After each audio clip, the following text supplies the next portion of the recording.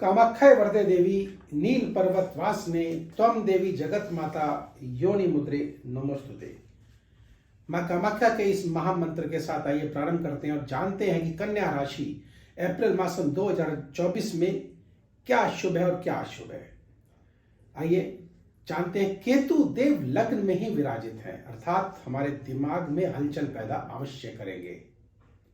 दूसरी बात, शुक्र सूर्य राहु देव सप्तम भाव पर विराजित हैं। सप्तम भाव जो कि हमारे पारिवारिक भाव है, और राहु जैसे देव वहां बैठे हुए हैं तो निश्चित है वहां पे अलगाव, टकराव, अड़चन पैदा होना, लड़ाई झगड़े बिना वजह के हो जाना, यह स्वाभाविक है।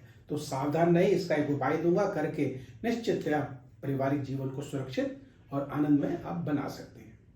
आगे बढ़ते हैं। बृहस्पति और बुध देव।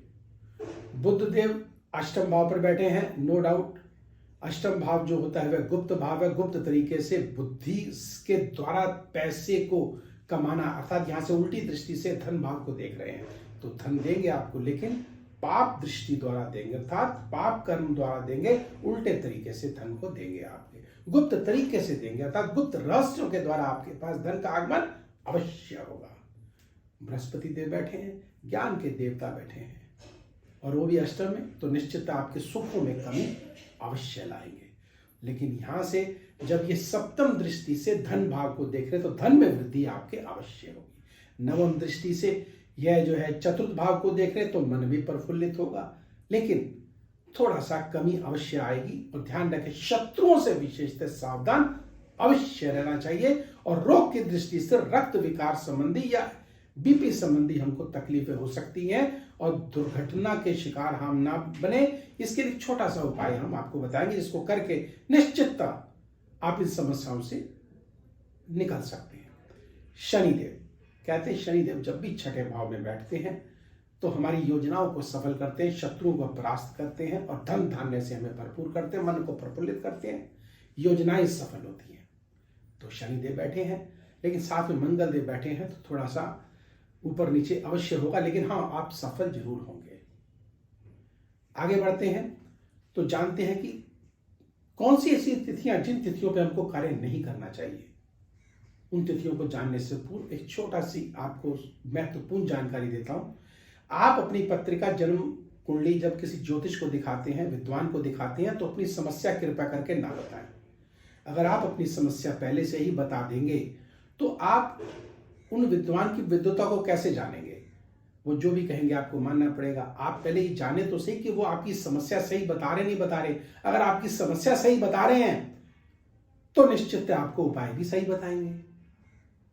तो कृपया करके यह एक विशेष जानकारी है जो अपने मन मस्तिष्क में आप डाल लीजिए, और आप धोखे के शिकार ना बने, इसलिए आपसे यह साझा कर रहा हूं मैं। और अगर आप हमसे जन्म पत्रिका दिखाना चाहते हैं तो नंबर स्क्रीन पर दिए गए हैं, व्यक्तिगत रूप से भी आप हमसे संपर्क कर सकते हैं। और हाँ, अगर आप अपनी बाधाओं से ग्रसित हो चुके हैं, कुछ समझ में ही नहीं आ रहा, विभिन्न प्रकार के उपाय कर चुके हैं, तो निश्चित कहीं ना कहीं हम नकारात्मक शक्तियों के शिकार हो चुके हैं। और अगर आप नकारात्मक शक्तियों के शिकार हो गए हैं तो ध्यान रखिएगा, इन नवरात्र में तंत्रात्मक चंडी पाठ को करा के आप इन संकट कष्टों से मुक्ति प्राप्त कर सकते हैं, कर्जे से मुक्त हो सकते हैं, धन धान्य से भरपूर हो सकते हैं, और आपके रुके हुए कार्य अवश्य बनेंगे। आइए आगे बढ़ते हैं और जानते हैं पहले उन तिथियों को कि किन तिथियों को हमको कार्य नहीं करना चाहिए।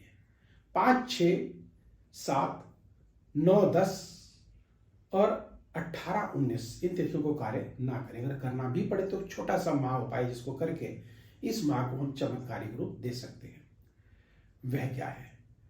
सबसे पहले काम करिएगा, हल्दी सबके घर में होती है, और हल्दी को आप अपने बाएं हाथ में लीजिएगा, और मंत्र मैंने आपको प्रारंभ में आपको दे दिया है। उस मंत्र को जाप करते हुए उस हल्दी से, इस अंगुली से, रिंग फिंगर से अपने माथे पे तिलक लगा करके अपने कार्य को प्रारंभ कीजिएगा। देखिए महामाया की कैसी कृपा बनती है, माँ कामाख्या का कैसे चमत्कार एक छोटे से उपाय से आपके भाग्य को परिवर्तित कर देगा, आपके स्वास्थ्य को ठीक कर देगा, और आपको धन धान्य से भरपूर कर देगा, शत्रुओं को परास्त कर देगा।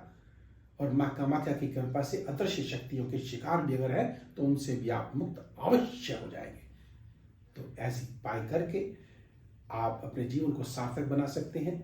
मेरे से अगर किसी प्रकार की अगर आप सहायता चाहते हैं तो नंबर स्क्रीन पर दिए गए हैं, व्यक्तिगत रूप से भी आप हमसे संपर्क कर सकते हैं।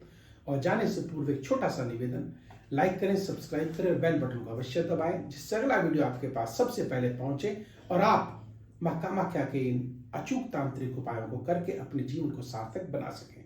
तो मुझे दीजिए आज्ञा। जय मां कामाख्या।